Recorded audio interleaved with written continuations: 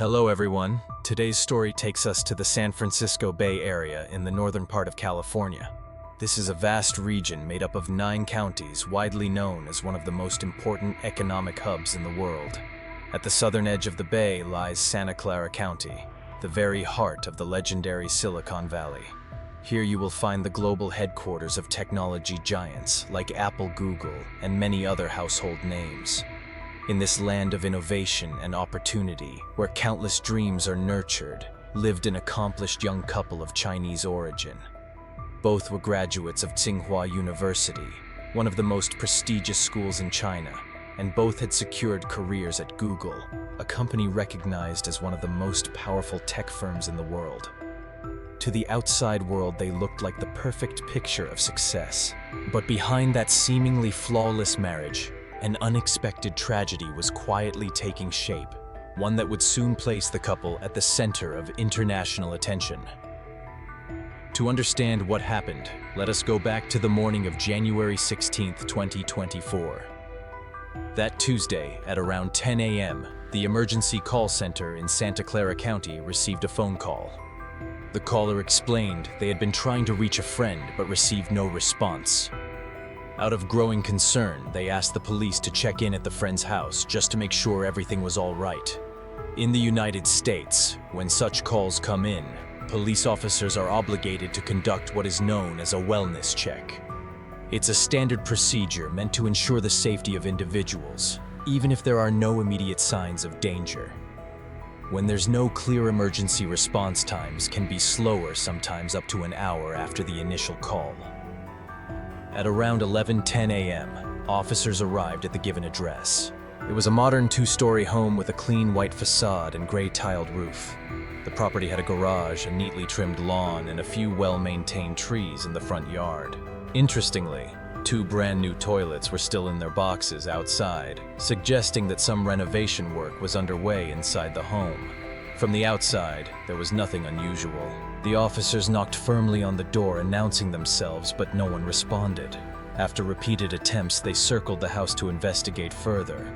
They noticed that all the curtains were drawn tightly shut. When they reached the backyard, they spotted something unsettling through a partially open window. Inside, a man was kneeling on the floor in a strange posture, his hands raised stiffly in the air. His face was blank, his eyes fixed on the window, completely motionless. The officers called out repeatedly, asking him to open the door. But he didn't move, didn't speak. He was frozen. With their training, the police quickly recognized another concerning detail. His black jacket and white socks were marked with large red stains strongly resembling blood. At this point, the situation had become far too concerning. Under U.S. law, this was officially classified as an emergency. There was reasonable cause to believe that someone's life might be in danger, or that critical evidence was at risk of being destroyed. In such circumstances, officers are legally permitted to enter a residence without a warrant in order to protect lives or prevent a crime. Without hesitation, the officers forced open the front door and rushed inside. The atmosphere immediately felt heavy and unsettling. They quickly restrained the man they had seen kneeling motionless on the floor. As they continued deeper into the house, they entered a bedroom where they made a tragic discovery: a woman lying on the ground with no signs of life. The scene was secured immediately. Within minutes, additional units arrived and a full forensic investigation was launched. The woman appeared to have visible injuries to her head, while the man's right hand was noticeably swollen and covered with scratches. His clothing and hands also bore suspicious stains, as did the floor, the walls, and even the back of the bedroom door. A pair of slippers in the hallway showed the same markings. Later, forensic specialists confirmed that all of the red traces inside the home came from the woman. This led investigators to suspect that the man had physically harmed his wife. When asked about the injuries on his hand, the man sat in silence, staring blankly into space. Then, after several tense minutes, he suddenly seemed to snap out of his trance and admitted in a trembling voice, "I hit my wife." When asked, "When did this happen?" he responded quietly, "Yesterday." While officers were still processing the scene, the man suddenly stood up. He grabbed a framed photo from a table with his mouth and hurled it to the ground. It was a photo of the very woman lying on the floor, his wife. The couple were identified as Chen Liren, a 27-year-old engineer working in Google's YouTube charts algorithm team, and his wife Yu Xuanyi, also 27, who was likewise a software engineer at Google. Seeking further clarity, police spoke with the friend who had called 911. She explained that she and her husband had been close friends with the couple for years. The night before, they had visited Chen and Yu for a small gathering. During that evening, she noticed Chen behaving unusually. The following morning, when she was unable to contact either Chen or Yu, her concern grew, prompting her to call 911. Neighbors also spoke with police, saying that the previous night they hadn't heard anything suspicious or seen anyone unusual. They recalled that the couple had moved into the house in April of the previous year, and even kept a small cat as a pet. Neighbors described them as warm and considerate when they first moved in. They had even brought cookies and greeting cards as a friendly gesture. Yet despite these outward appearances, the evidence found inside the home left Chen Liren as the primary suspect in this shocking case. Despite growing suspicion, there were no direct eyewitnesses to the incident, and Chen Liren refused to cooperate with police questioning. Investigators had no choice but to widen the scope of their inquiry. Chen was originally from Chengdu, Sichuan. He stood nearly 63 tall and grew up in a comfortable family of civil servants. He attended Chengdu No. 7 High School, one of the most prestigious schools in the province. Friends remembered him as polite, confident, and energetic. Yu Xuanyi, meanwhile, came from Baicheng in Jilin Province. She was about 5'6" and had a calm, introverted personality.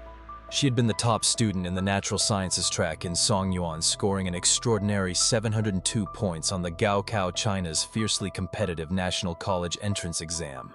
From an early age, Yu showed a deep passion for electronics and information technology. She often spoke about her dream of becoming an engineer and applying innovative technology to improve everyday life. Their academic paths were remarkably similar. Both studied electronic information engineering at Tsinghua University, China's most elite institution. Later, they moved to the United States and pursued master's degrees in computer science at the University of California, San Diego. Interestingly, they hadn't met during their undergraduate years in Beijing. It was only after arriving in America far from home that they connected, began sharing their stories, and eventually fell in love. After graduation, Chen started working at Google while Yu first interned at Amazon before also joining Google. In 2022, the couple married. Shortly after, they bought a home in Santa Clara County for $2.49 million, a price typical for Silicon Valley real estate. The location was convenient, just a 20-minute drive from Google's headquarters. On weekends, they often gathered with friends and posted snapshots of trips and outdoor activities on social media. Just 2 weeks before the incident, they had shared cheerful photos with their pet cat.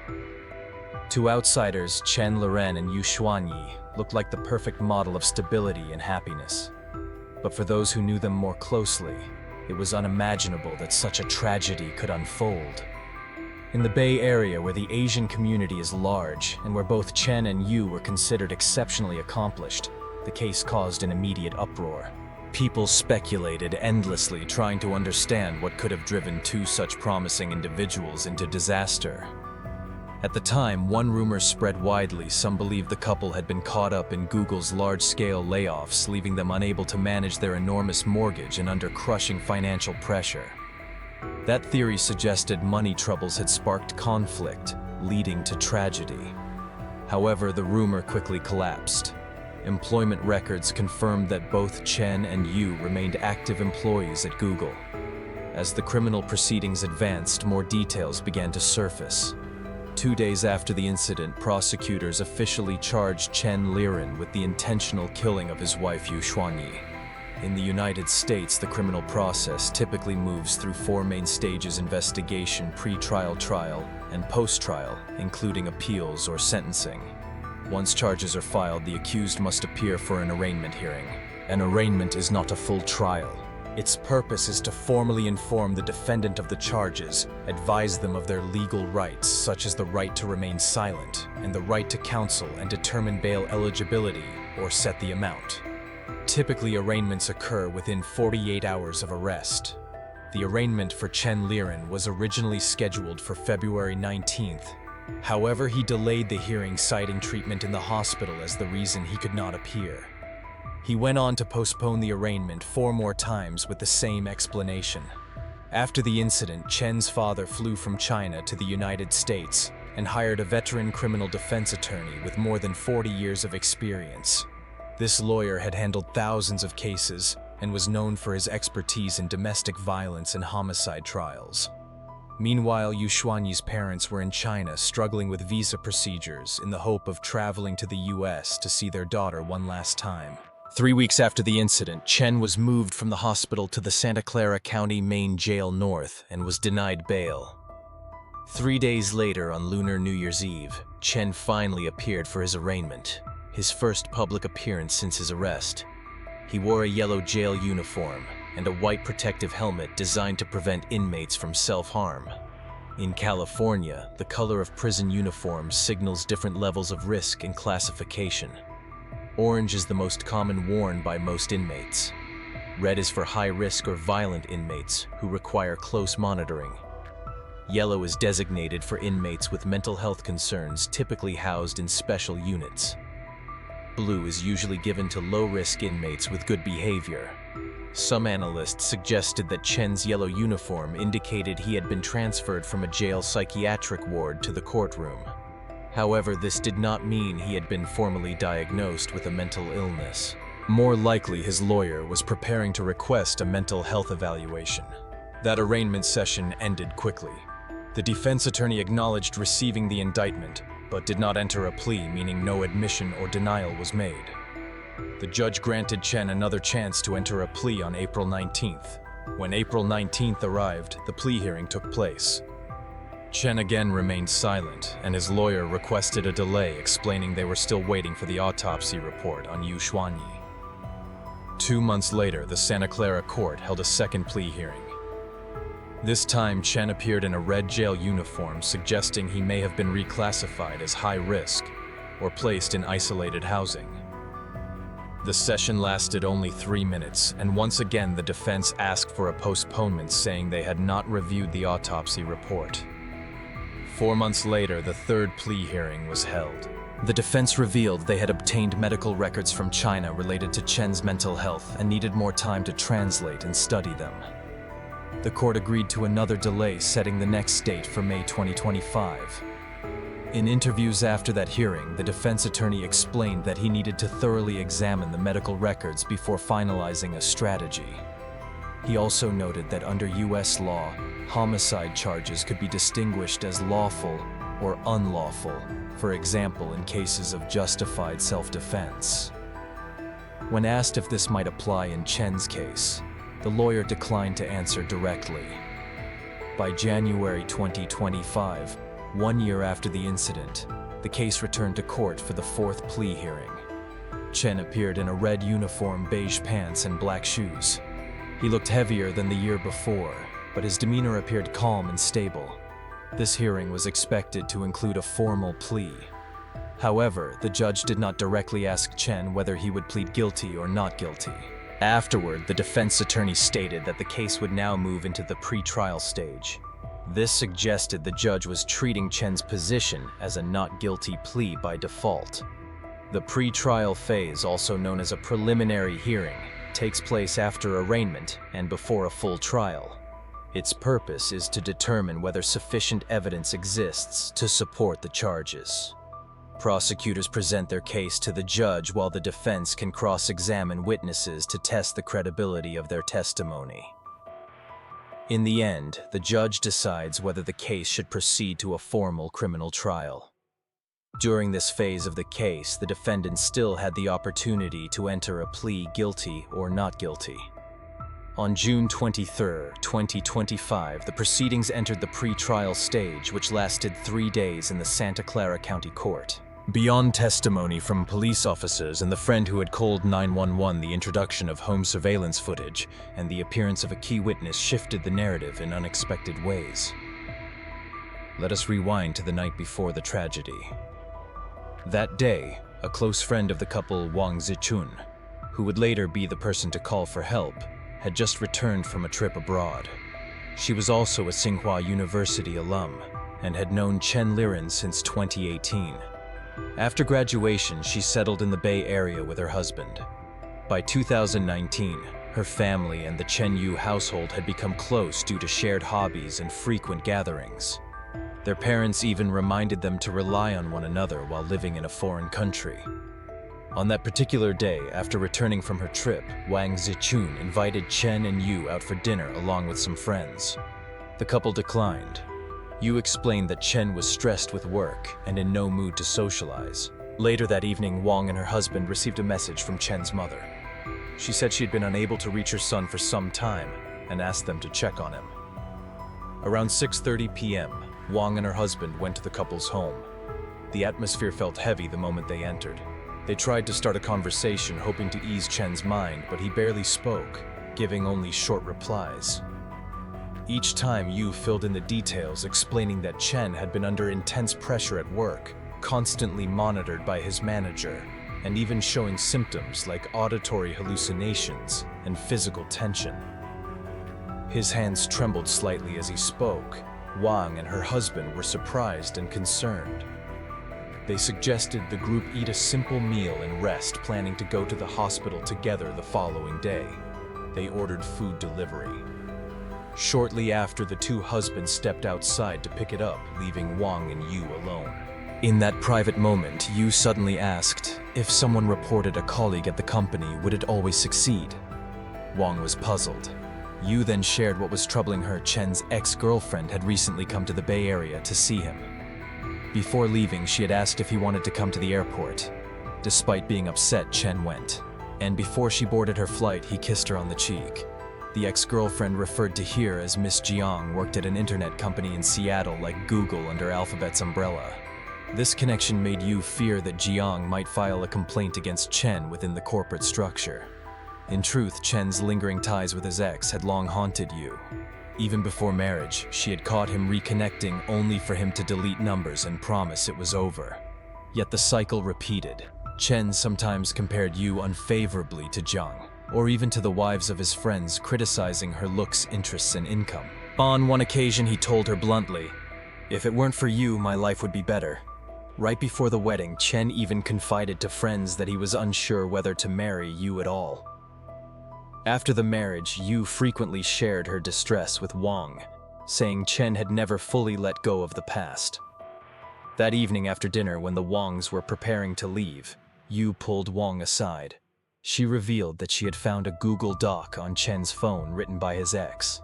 It contained a detailed account of their relationship, including a reference to Chen once considering buying a house in the Bay Area because of her. Yu confided that she had finally decided to end the marriage. The next morning, the day of the incident, Wang and her husband returned as planned to accompany the couple to the hospital. Unable to reach them, they ultimately called 911. That was when the tragedy was discovered. In the pre-trial hearing, a Santa Clara officer testified about the layout of the house: 2 floors with the front door opening to the dining area, a living room on one side, kitchen and bedrooms on the other, and more rooms upstairs. He described finding Chen kneeling in the hallway between the kitchen and a bedroom on the first floor, while Yu was on the bedroom floor nearby. He also noted a suitcase upstairs open on the floor as though someone had been packing to leave. The officer further stated that Wang had informed them about the complicated dynamic between Chen and his ex, which had deeply troubled Yu.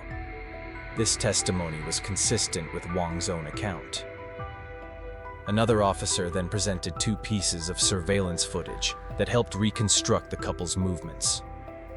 Footage from the doorbell camera showed that at 4:28 p.m., the day before the incident, there was no one outside, but the microphone captured heated arguing inside the house. Yu could be heard demanding, "Why did you go?" Moments later, their cat darted out the front door, startled. Chen, wearing a down jacket, stepped outside to retrieve the pet and pushed Yu, who seemed about to leave, back inside. At 4:52 p.m., Chen left the house, returning at 6:19. Around 6:30 p.m., Wang and her husband arrived and rang the doorbell. A second recording came from a motion-activated camera the couple had installed in their kitchen to monitor their cat. According to the kitchen camera at 12:21 a.m. on the day of the incident, Yu Xuanyi walked into the kitchen. It was the last time she appeared on camera while alive. At 1:04 a.m., the kitchen lights went off. The medical examiner's report later indicated this was the likely time frame of the assault on Yu. Beginning at 4:43 a.m., Chen Liren appeared multiple times within the camera's view. On his first appearance, he entered the kitchen with clothing marked by red stains. At 5:16 a.m., he appeared again, his right hand visibly swollen. 4 minutes later, Chen returned to the kitchen holding an electric saw, behaving in a way investigators described as unusual. At 8:10 a.m., he came back once more, this time holding a kitchen knife, again moving in a manner prosecutors would later characterize as suspicious. Prosecutors argued that these surveillance clips were key evidence indicating Chen had harmed his wife. They also presented another piece of evidence on a wall near the entryway. Chen had written 2 lines, "I have no other choice, and I accept the consequences." From these elements, investigators reconstructed parts of Chen's actions before and after the incident. As for motive, testimony pointed to a complicated romantic history involving Chen, his former girlfriend, and Yu. On the first day of the pre-trial hearings, the ex attended remotely, but did not speak. It was not until day 3 that she testified, adding significant detail. The ex, identified here by the surname Jiang, was also from Chengdu, Sichuan. She and Chen had known each other since early childhood, having grown up in the same neighborhood. Their families were close. They were in effect childhood sweethearts. In 2013, while still in high school, they officially became a couple. After graduation, both were admitted to Tsinghua University. Before their college graduation in 2018, Jiang felt they were incompatible and wanted more freedom. Coincidentally, they were headed to different graduate programs, so she proposed a breakup. The separation was anything but clean. She said it took a long time to end things. They drifted in and out, on and off. Eventually, they moved to different cities and announced on social media that the relationship had officially ended. Between 2020 and 2021, while Chen was in a committed relationship with Yu Xuanyi, he secretly reconnected with his ex. He sent messages saying he missed the past, asked if she wanted to try again, and even floated the idea of her moving to the Bay Area so they could potentially buy a home together. By then, however, Jiang had started a new life in Seattle and was dating someone else. She firmly declined.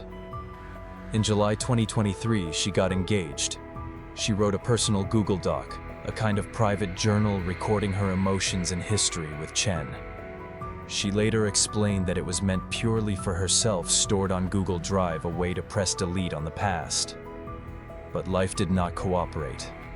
2 months after the engagement, her fiancé was arrested for solicitation. She called off the engagement in anger. The event left her deeply shaken, and out of embarrassment, she did not tell her parents or friends. She wanted a trusted confidant and thought of Chen. In October 2023, 3 months before the incident, Jiang reached out to Chen, confiding that she was single again. Chen told her he was unhappy and even suggested that his marriage had been pushed forward by his wife rather than by his own will.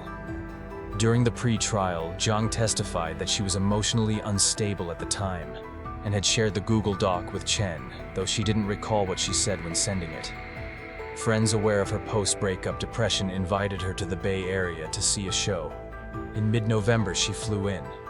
While there, she met Chen twice, once at a Google cafeteria and once at the airport where Chen came to see her off.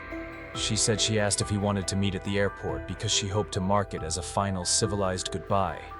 At the airport, she told Chen that whatever happened, she hoped he would find happiness. She wasn't sure he understood her intent. As boarding time neared and staff urged her to go, Chen kissed her on the cheek. She felt surprised and uncomfortable. After returning to Seattle, Jiang texted Chen saying she did not want to continue communicating.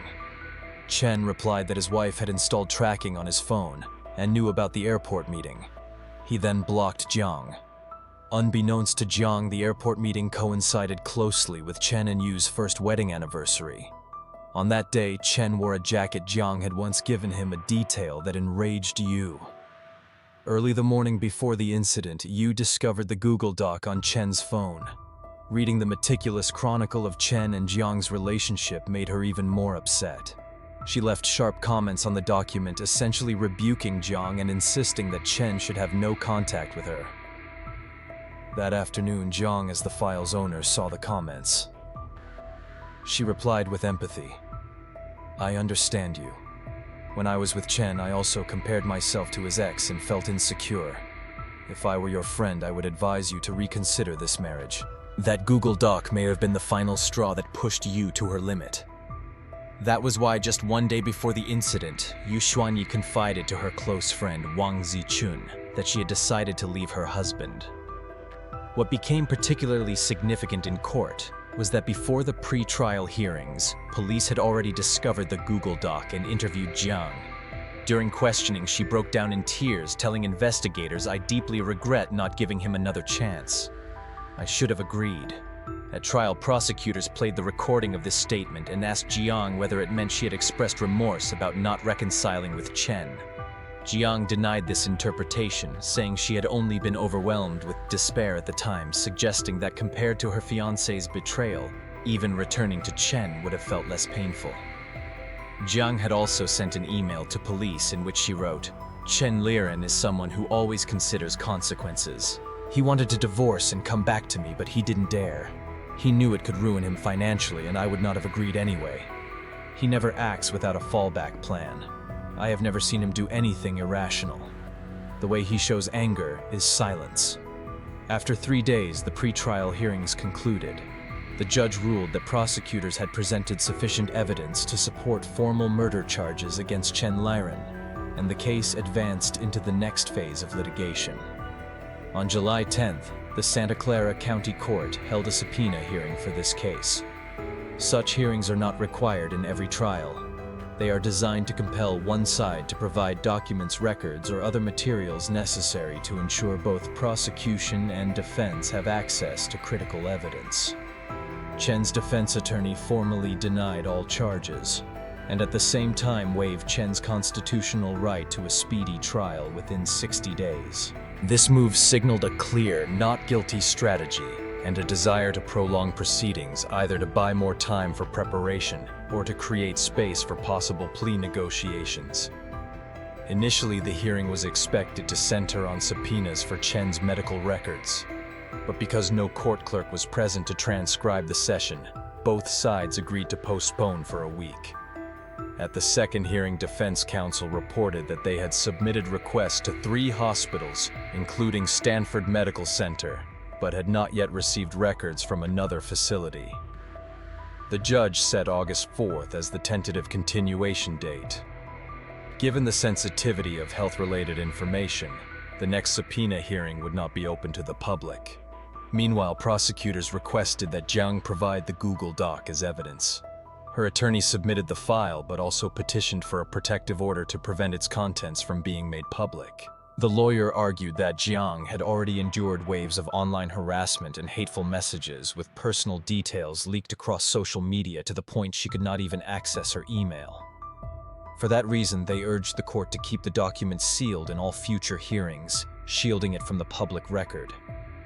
Prosecutors, while sympathetic, argued that the document contained crucial material directly tied to the case. It was something Jiang had voluntarily created, and something Yu Xuanyi had later discovered, so there was no solid legal ground for absolute confidentiality. In the end, the judge issued a temporary protective order. The document could be used internally by prosecution and defense, but it would not be released to the public. Prosecutors also indicated they might later request Chen's mental health records. Defense counsel acknowledged already possessing records from China and said they would share them if necessary in later proceedings. By this point, 1.5 years had passed since the tragedy. The case had seen 6 arraignments, 4 plea hearings, 3 pre-trials, and 2 subpoena hearings, yet still had not entered the trial stage. The defense's repeated delays left Yu Xuanyi's family waiting painfully for justice. Prosecutors remarked that the pace of this case was effectively being dictated by the defendant, and it could drag on for years. Meanwhile, the home that had once held both the couple's happiest and darkest moments had quietly changed hands. 4 months after the incident, it was sold for $2.32 million. The next public hearing was scheduled for October 2025, when the court was expected to finalize the trial calendar and determine the length of proceedings. 18 months had passed since the tragedy, yet the road to justice for Yu Xuanyi remained long and uncertain. This was not just a case of homicide, it was also a story of pressure-fractured love and the mysteries of mental health. Would Chen Liren's psychological state ultimately decide his fate? The official trial where truth will be laid bare and justice decided still lies ahead. That concludes today's story. We'll see you again in the next video.